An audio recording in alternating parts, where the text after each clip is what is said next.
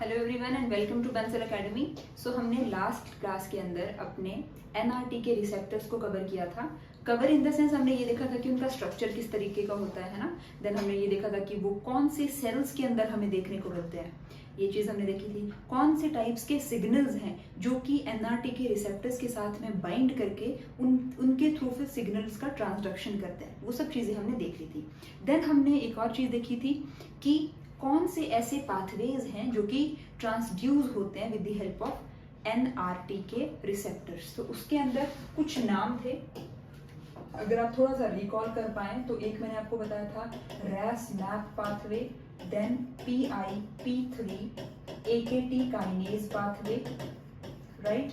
Then उसके बाद था IP3 DAG phospholipase C gamma pathway, और जो एक और पाथवे था आपका वो था आपका JAK STAT pathway, JAK STAT pathway. तो ये कुछ ऐसे पाथवेज थे,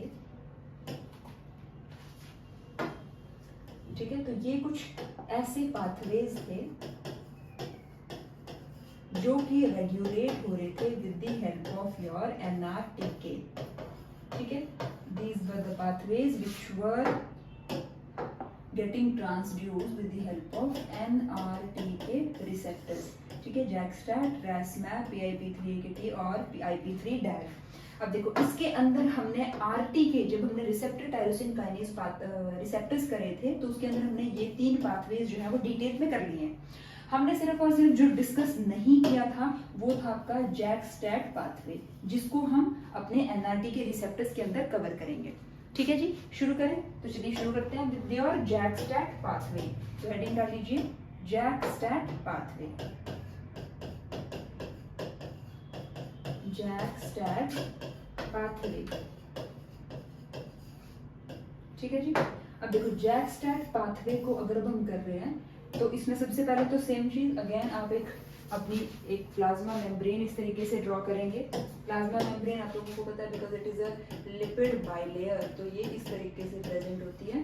दोनों तरफ हल्के हल्के दो ऐसे लिपिड्स बना दीजिए ताकि आप लोगों को ये चीज क्लियर रहे, ठीक है। उसके बाद यहाँ पे हम ये एज्यूम करके चल रहे हैं कि हमारे पास ऑलरेडी जो है वो कोई सिग्नल आ चुका है in the form of cytokine, और जिसकी वजह से हमारा जो रिसेप्टर है वो डाइमराइज हो चुका है, साइटोकाइन आ चुका है, जिसकी वजह से हमारा जो ये एनआरटीके का रिसेप्टर है ये डाइमराइज हो चुका है, ठीक है। इसके साथ में नॉन कोवलेंटली एसोसिएटेड फॉर्म में हमें मिल रहे हैं जैक नाम के enzyme. So this is non covalently associated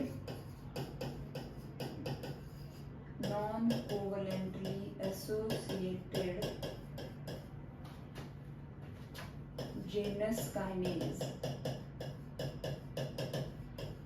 ठीक है। This is non covalently associated Janus kinase, ये है।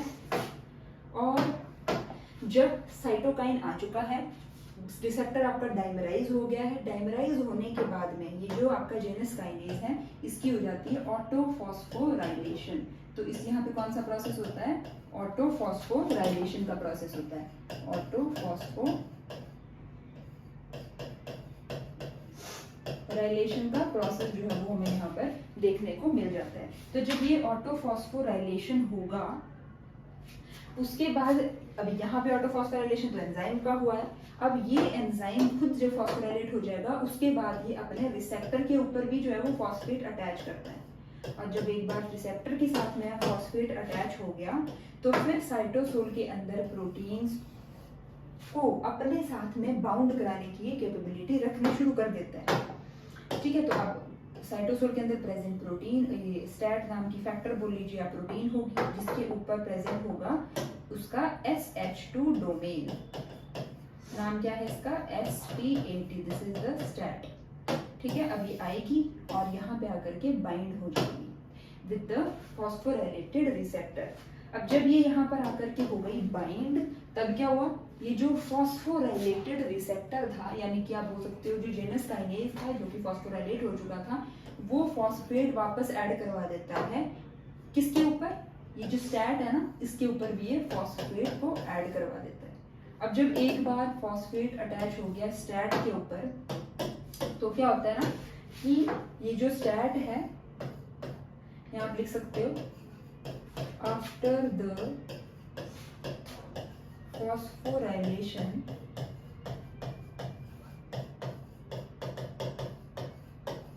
of stat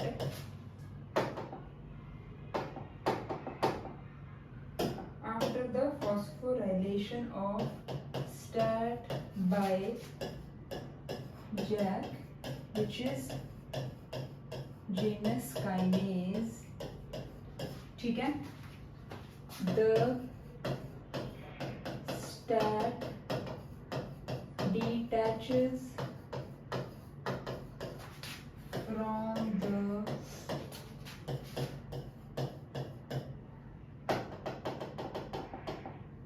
from the phosphorylated receptor, ठीक है, from the phosphorylated receptor and is dimerized, ठीक है, और हो जाती है डाइमराइज। तो फिर हमें कैसी दिखाई देने लगती है, इस तरीके से, ये स्टैट और यहाँ पर भी स्टैट कैसे फॉर्म में है, अपनी फॉस्फोराइलेटेड फॉर्म के अंदर जो है ये प्रेजेंट है आपकी स्टैट। ठीक है, इतना क्लियर हो गया आपको। तो अब देखो क्या होता है, जब एक बार ये फॉस्फोराइलेट हो गई उसके बाद क्या होगा, ये चली जाएगी इनटू द माइग्रेशन शो करेगी इनटू द न्यूक्लियस।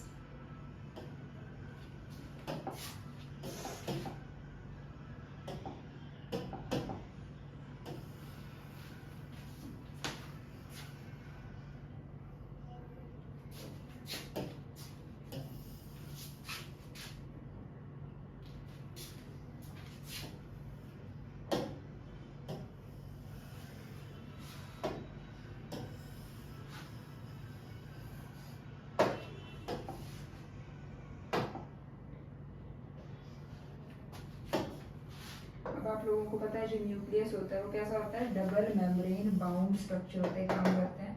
हम इसको डायरेक्टली पेन से ही बना लेते हैं इस तरीके से।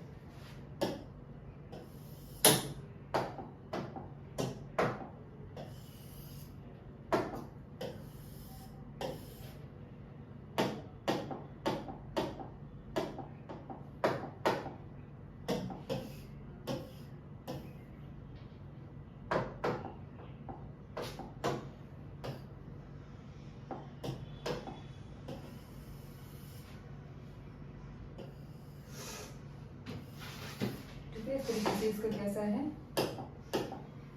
डबल मेम्ब्रेनस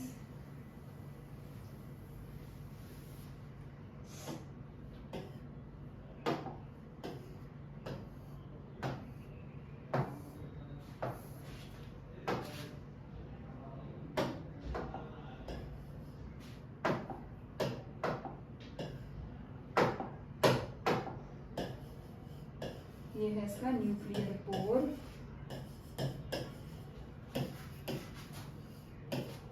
ठीक है, इस तरीके से इसका क्या है, ये न्यूक्लियर पोर।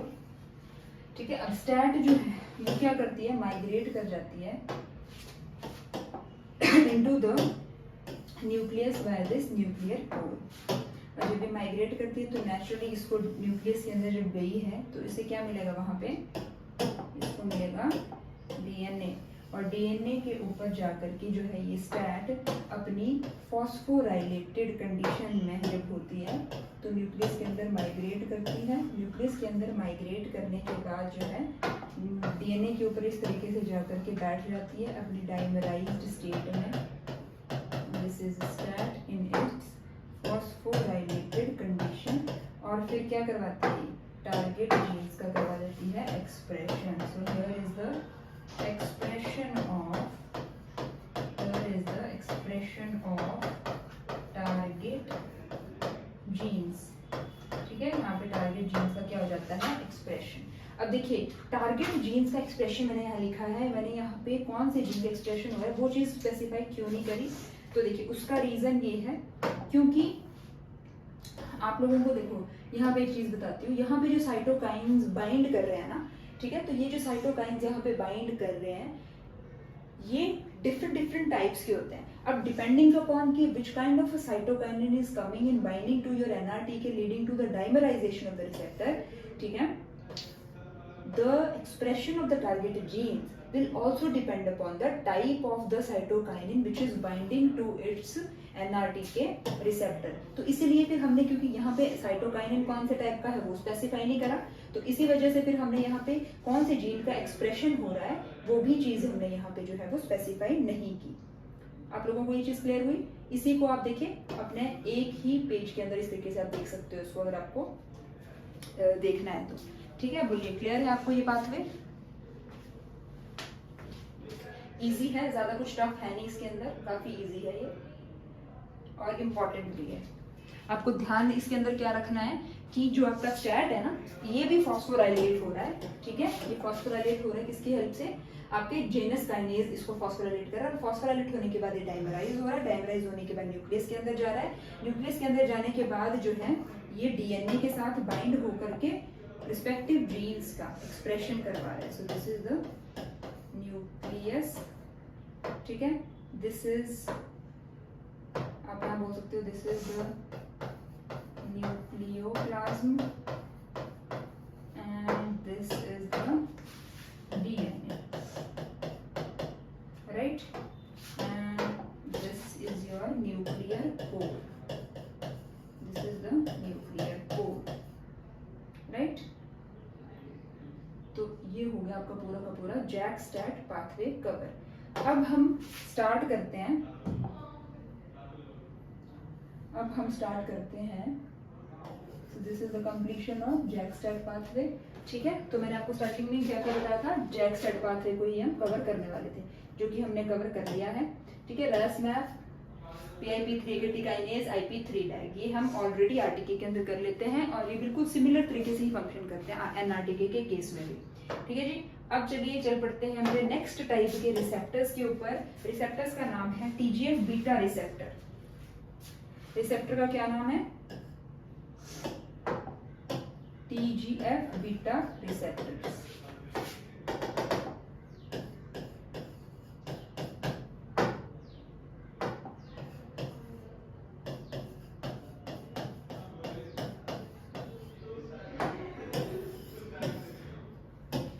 अभी जो TGF बीटा रिसेप्टर्स होते हैं ये these are serine threonine kinase receptors. ये कैसे रिसेप्टर्स होते हैं? These are serine threonine kinase receptors, ठीक है। ये कैसे रिसेप्टर्स होते हैं? आपके सीरीन थ्रियोनिन काइनेज रिसेप्टर्स होते हैं, ठीक है। और ये ट्रांसक्रिप्शन फैक्टर कपल्ड रिसेप्टर्स होते हैं। And these are what kind of receptors? Transcription factor coupled receptors. तो आप लिख सकते हो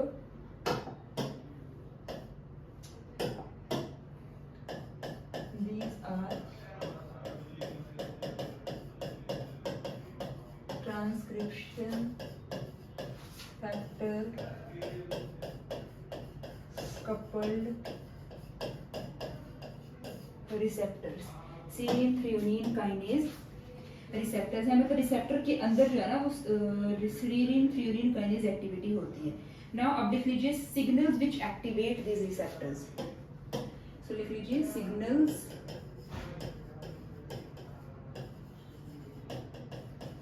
which activate the serine threonine kinase receptors. देखिए बार बार मैं आपको नाम क्यों लिख लिख के बोल बोल के बताती रहती हूँ, ताकि आप लोगों के कानों में जितनी बार बातें पड़ेंगी तो आपको ज्यादा याद रहेंगी, ठीक है। तो कौन से सिग्नल्स होते हैं जिन्हें जो इन्हें एक्टिवेट करते हैं? तो सबसे पहले लिख लीजिए एक्टिविन, ठीक है, एक्टिविन सिग्नल है एक। देन इनहिबिन, इनहिबिन नाम का सिग्नल जो है वो एज अ सिग्नल एक्ट करता है for TGF beta receptor. And तीसरा होता है आपका टीजीएफ बीटा खुद, फुल फॉर्म है transforming growth factor beta. So this is transforming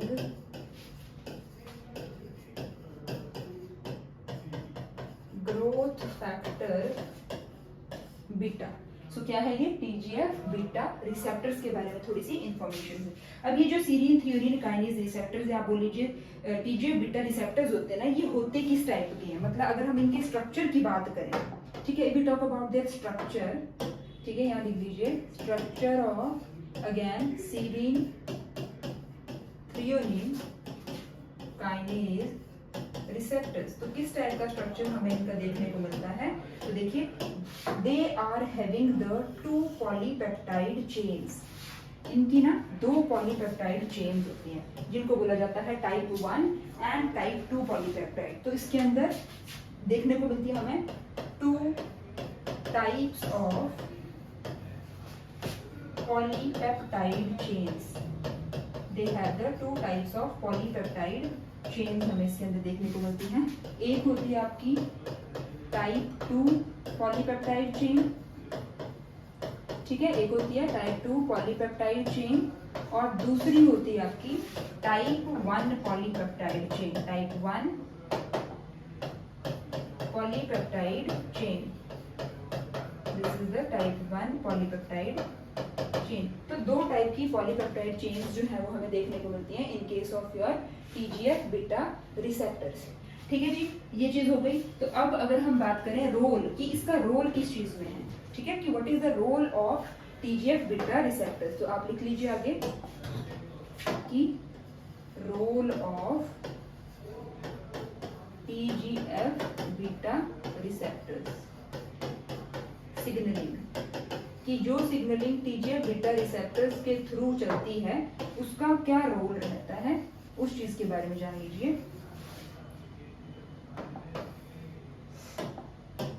तो देखो रोल किस चीज में होता है, तो एक तो ये करता है इनहिबिशन ऑफ सेल प्रोलिफरेशन, ये करता है ये इनहिबिशन ऑफ सेल प्रोलिफरेशन। क्या मतलब हुआ इस चीज का, कि अगर कोई सेल डिवाइड मतलब इंक्रीज हो रही है तो उसे ये इंक्रीज होने से रोकेगा, एक तो ये चीज करता है। दूसरा करता है ये inhibition of metastasis in cancer. Second thing which the TGF beta receptor signalling does is inhibition, what it does is inhibition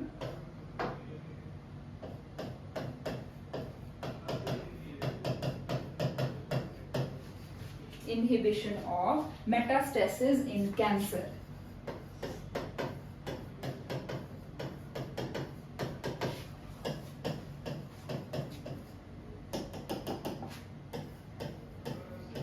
तो कैंसर के अंदर एक प्रोसेस होता है मेटास्टेसिस का, ठीक है, मतलब कि एक ऑर्गन से फैलते जाना दूसरे ऑर्गन तक। उन दोनों प्रोसेसेस को ये क्या कर देता है आपका, इनहिबिट करता है, ठीक है, ये चीज होगी आपकी।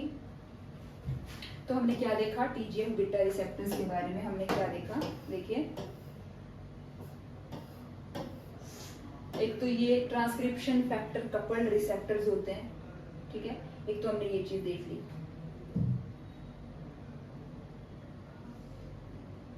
ठीक है, ट्रांसक्रिप्शन फैक्टर कपल्ड रिसेप्टर्स होते हैं, एक ये चीज देख ली।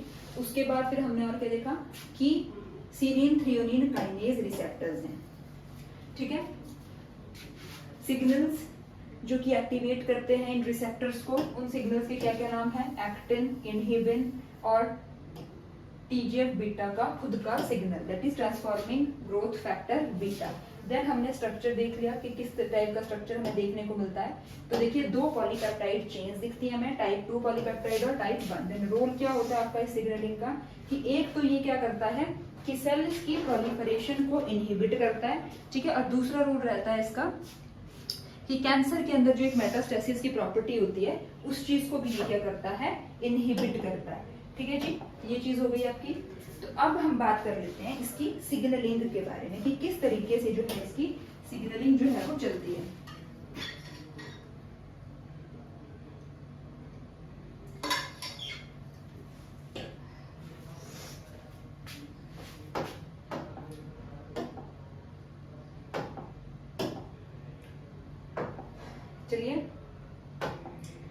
लीजिए अगेन प्लाज्मा मेम्ब्रेन इस तरीके से। आप लोगों को ऑलरेडी अंडरस्टूड ही है कि किस चीज की बनी होती है, लिपिड की बाइलेयर है इस तरीके से, ठीक है। लिपिड की क्या है, बाइलेयर है। हम बात कर रहे हैं कौन से टाइप के रिसेप्टर्स की, TGF बीटा रिसेप्टर्स की। तो देखो ऐसे दिखाई देते हैं कुछ, it will appear to you as if they are in their dimeric state, ठीक है। आपको ये डाइमर की तरह लग सकते हैं but they are not dimers, ठीक है। एक साइड होता है इसका टाइप 2 पॉलीपेप्टाइड चेन, ठीक है। दूसरी तरफ होता है इसका टाइप 1 पॉलीपेप्टाइड, ठीक है। तो टाइप 1 और टाइप 2 दो पॉलीपेप्टाइड चेन्स जो है हमको देखने मिलती हैं इसके अंदर। अब देखो सिग्नल जैसे ही आता है यहाँ पे TGF बीटा का, तो यहाँ लिख सकते हो आप TGF बीटा का जो है यहाँ पे सिग्नल आ चुका है आपका। रिसेप्टर इस तरीके से आपका प्रेजेंट है। पॉलीपेप्टाइड 2 जो है ये होता है सीरीन थ्रियोनिन काइनेज, ठीक है। इसके अंदर होती है आपकी सीरीन थ्रियोनिन काइनेज की एक्टिविटी, सीरीन थ्रियोनिन काइनेज। ये जो हम इसको कब से लिख रहे हैं ना कि TGF बीटा रिसेप्टर को हम और क्या बोलते हैं, सीरीन थ्रियोनिन काइनेज रिसेप्टर। तो किस वजह से, क्योंकि इसका जो जो इसकी टाइप 2 पॉलीपेप्टाइड होती है उसके अंदर सीरीन थ्रियोनिन काइनेज एक्टिविटी होती है। और जैसे ही इसके साथ आकर के ट्रांसफॉर्मिंग ग्रोथ फैक्टर बीटा आकर के बाइंड करता है, आप लिख सकते हो यहाँ पे this is the transforming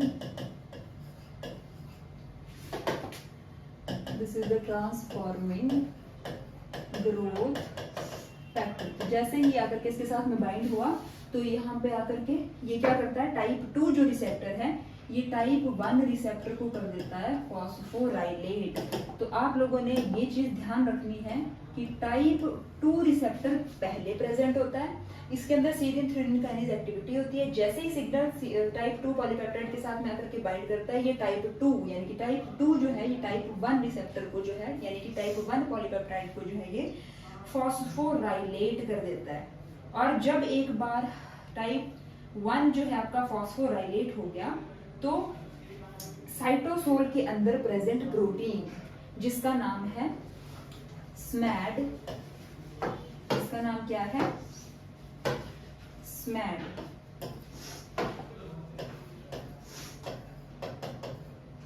SMAD2/3, ठीक है। SMAD2/3 जो है वो भी क्या हो जाती है, फिर फॉस्फोराइलेट हो जाती है।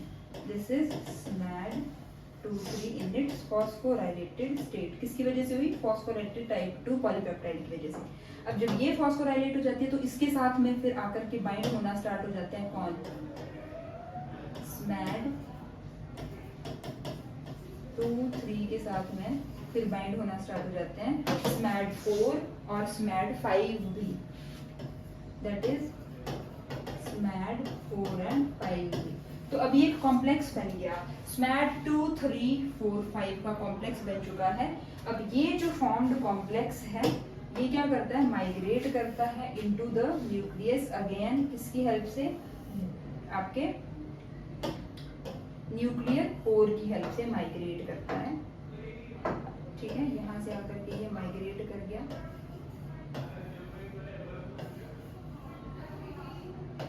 ऐसे करके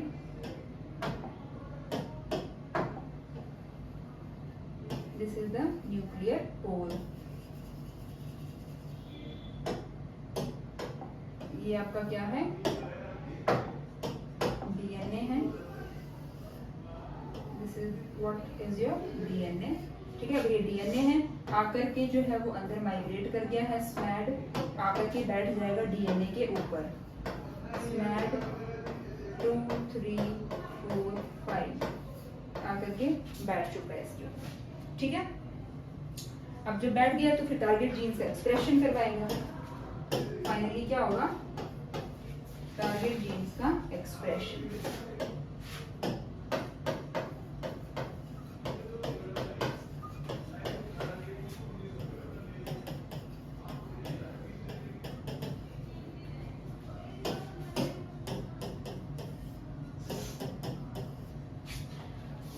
ठीक है, टारगेट जीन्स का एक्सप्रेशन होगा। और टारगेट जीन्स के एक्सप्रेशन में भी रोल क्या क्या था टीजीएफ बीटा सिग्नलिंग का? एक तो वही इनहिबिशन ऑफ सेल प्रोलिफरेशन था, है ना, इनहिबिशन ऑफ सेल प्रोलिफरेशन। दूसरा इनहिबिशन ऑफ द मेटास्टेसिस। ठीक है, या फिर आप यहाँ पे लिख सकते हो फिर से role of TGF beta signalling. देखो क्या क्या रोल होता है।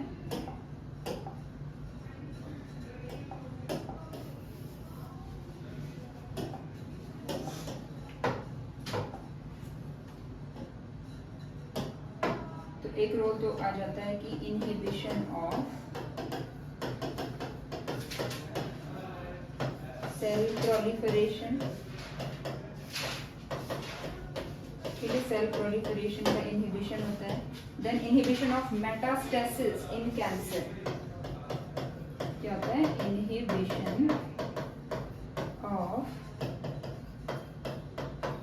Metastasis in cancer. ठीक है, और ये जितने भी जीन्स हैं इसके ना टीजीएफ बीटा सिग्नलिंग के, they act as tumour suppressor proteins. act as tumor suppressor proteins। ठीक है जी, तो ये जो है कुछ रोल्स हैं आपके टीजीएफ बीटा सिग्नलिंग के। ठीक है, इस चीज के अंदर एक और जो चीज है वो क्या है कि अगर लॉस हो जाता है फंक्शन इन टीजीएफ बीटा, ठीक है, if there is a loss of function in TGF beta, then what can happen? यहाँ पे लिख लीजिए, if there is loss of function in TGF beta,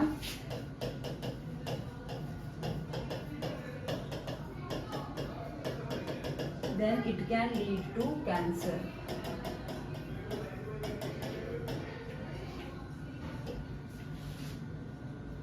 ठीक है, अब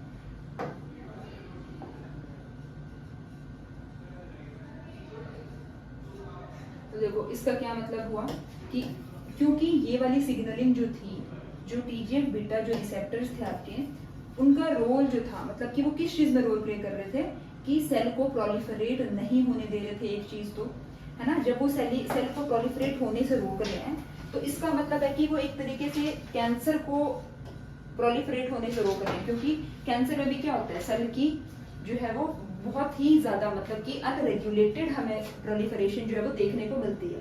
बट अगर टीजीएफ बीटा वाले रिसेप्टर्स सेल की प्रोलिफरेशन को इनहिबिट कर रहे हैं तो वो कहीं ना कहीं ट्यूमर सप्रेसर प्रोटीन्स की तरह काम करेंगे, है ना। और अगर इन्हीं रिसेप्टर्स के अंदर किसी भी तरीके की कोई अगर म्यूटेशन आ जाती है तो फिर उसकी वजह से हमें जो है वो कैंसर होने के चांसेस जो है वो बहुत ज्यादा बढ़ जाते हैं।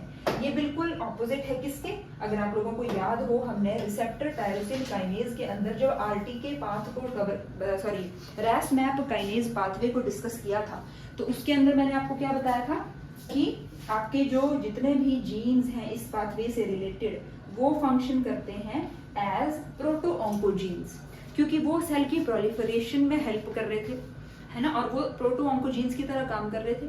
ठीक है, और जब उनके अंदर किसी तरीके की कोई भी म्यूटेशन देखने को अगर हमें मिल रही थी तो फिर उससे क्या हो रहा था, कैंसर कि गेन ऑफ फंक्शन अगर उनके अंदर देखने को हमें मिल रहा था रैस मैप काइनेज पाथवे के जो भी जीन्स या जो भी प्रोटीन्स थे उनके अंदर, तो अगर हमें तो वो डोमिनेंट टाइप की म्यूटेशन थी एक तो, और हमें कैंसर देखने को मिल रहा था। जबकि इसके अंदर बिल्कुल उल्टा है, जो टीजीएफ बीटा रिसेप्टर्स है अगर उसके अंदर लॉस ऑफ फंक्शन हो जाता है तो फिर उस टाइम पे जो है वो कैंसर कॉज होने की सिचुएशन जो है वो अराइज होती है। तो ये दोनों बिल्कुल एक दूसरे के मतलब कि ऑपोजिट में काम कर देते हैं। ठीक है जी, उसके बाद लिख लीजिए कैंसर सेल्स। ठीक है, इसी चीज को हम थोड़ा सा डिटेल में कर लेते हैं, लिख करके लिख लीजिए कैंसर सेल्स।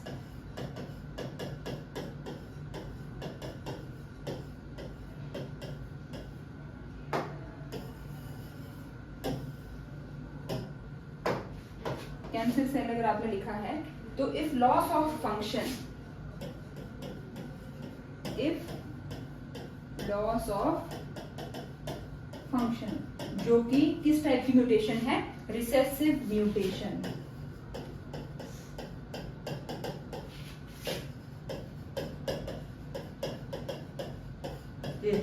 अगर हमें देखने को मिलता है इन TGF beta receptor,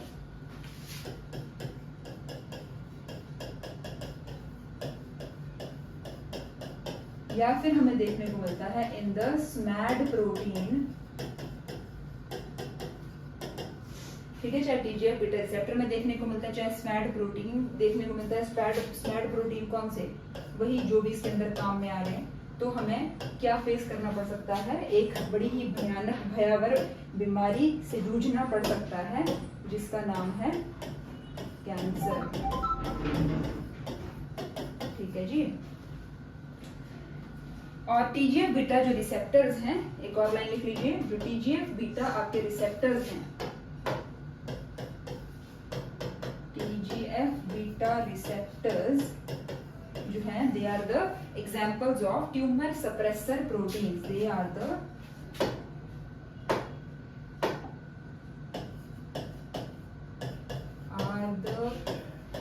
examples of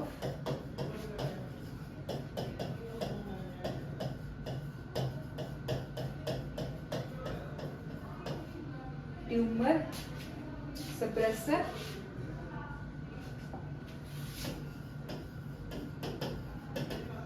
proteins. तो ये ट्यूमर सप्रेसर के प्रोटीन्स के एग्जांपल्स भी हैं।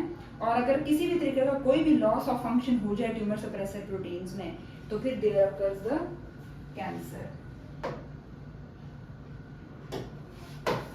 लिख लीजिए, if there is loss of function,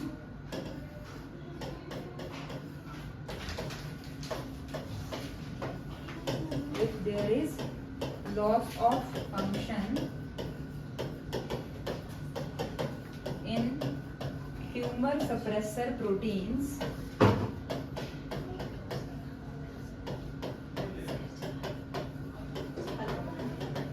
ठीक है, किसी भी तरीके का लॉस ऑफ फंक्शन हमें देखने को मिल जाता है ट्यूमर सप्रेसर प्रोटीन्स में, so this can lead to cancer. क्या आप लिख सकते हो, there can be the occurrence of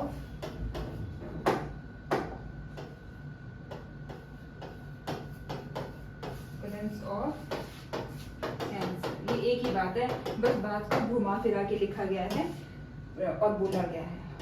और घुमा फिरा करके बोलने का और लिखने का रीजन ये है क्योंकि एग्जाम के अंदर भी आपको यही सेम चीजें घुमा फिरा के जो है वो पूछ ली जाती है, तो इसलिए घुमा फिरा के आपको लिखवा दी, ठीक है जी। तो ये फिर आपका कवर हो जाता है पूरा का पूरा TGF बीटा रिसेप्टर्स। बस इतना ही था आपको इसके अंदर।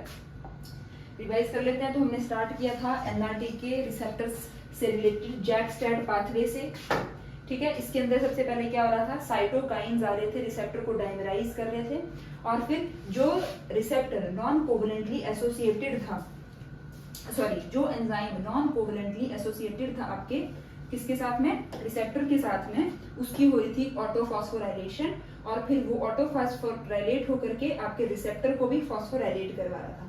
फिर स्टैट कोई एक प्रोटीन थी जो कि साइटोसोल के अंदर प्रेजेंट थी, वो अपने SH2 डोमेन की हेल्प से फॉस्फोराइलेटेड रिसेप्टर को बाइंड करती है, और फिर जब वो रिसेप्टर को बाइंड कर जाती है अपने SH2 डोमेन की हेल्प से, तो ये जो जेनस काइनेज है ना, ये जो आपका जेनस काइनेज है, ये इसको क्या कर देता है, स्टैट को फॉस्फोराइलेट। अब एक बार जो स्टैट जब फॉस्फोराइलेट हो चुकी है तो फिर वो डाइमराइज हो जाती है, इस रिसेप्टर से सेपरेट होकर के यहाँ पे डाइमराइज हो जाएगी, और फिर न्यूक्लियस के अंदर एंटर कर जाएगी थ्रू द न्यूक्लियर पोर, और फिर जो है वो टारगेट जीन्स का क्या करवा देगी, एक्सप्रेशन करवाएगी, ठीक है। तो ये आपका हो गया था जैक-स्टैट पाथवे।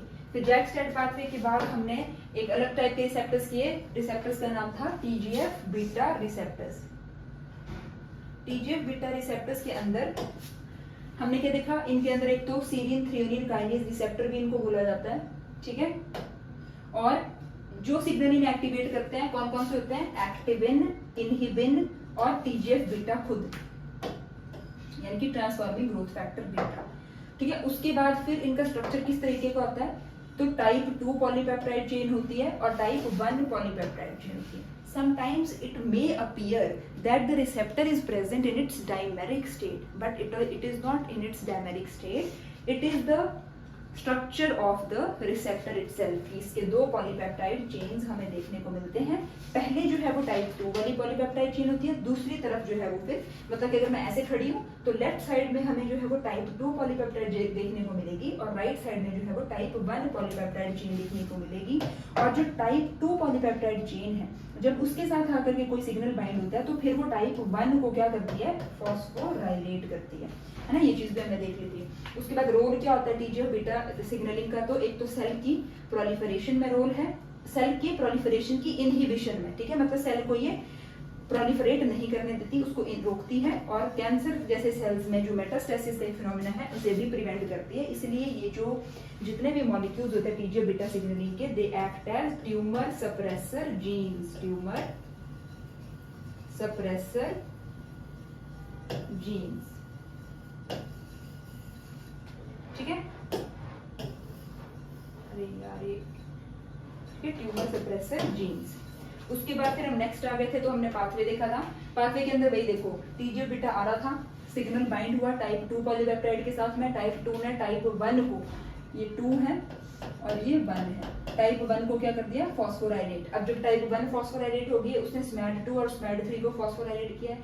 अब SMAD2 और 3 जब फॉस्फोराइलेटेड है तो उसने फिर SMAD4 5 को फॉस्फोराइलेट करके अपने साथ अटैच करवा लिया, इनका कॉम्प्लेक्स बना, DNA के अंदर गया और बाइंड होकर के टारगेट जीन का एक्सप्रेशन करवा दिया। उसके बाद हमने थोड़ा सा कुछ रोल देख लिया कि क्या रोल जो है होता है आपका TGF बीटा सिग्नलिंग का, है ना, ये चीज हो गई। उसके बाद फिर देख लिया हमने कैंसर के अंदर क्या रोल है। तो कैंसर में क्या देखा कि अगर लॉस ऑफ फंक्शन हो जाता है तो उसे बोला जाता है एक तो रिसेसिव म्यूटेशन, ठीक है। लॉस ऑफ फंक्शन में किसकी बात हो रही है, TGF बीटा रिसेप्टर या SMAD प्रोटीन किसी का भी लॉस ऑफ फंक्शन हो जा रहा है तो रिसेसिव म्यूटेशन बोला जा रहा है उसे, और वो कैंसर लीड करती है, ठीक है, लीड्स टू द कैंसर। और ये जो TGF बीटा जो रिसेप्टर है, ठीक है, these are the examples of tumour suppressor proteins, ठीक है जी, these are the examples of tumour suppressor protein. और अगर इन्हीं ट्यूमर सप्रेसर प्रोटीन्स में किसी भी तरीके का लॉस ऑफ फंक्शन हो जाता है तो there can be the occurrence of cancer, ठीक है। ये देखिए कैंसर, ठीक है जी। तो इसी के साथ में आपका TGF beta signalling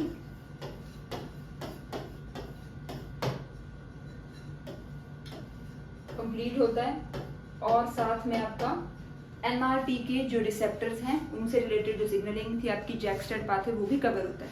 no next lecture के अंदर हम नए टाइप के रिसेप्टर्स को देखेंगे। टिल देन आप इस लेक्चर को रिवाइज करिए। Thank you so much.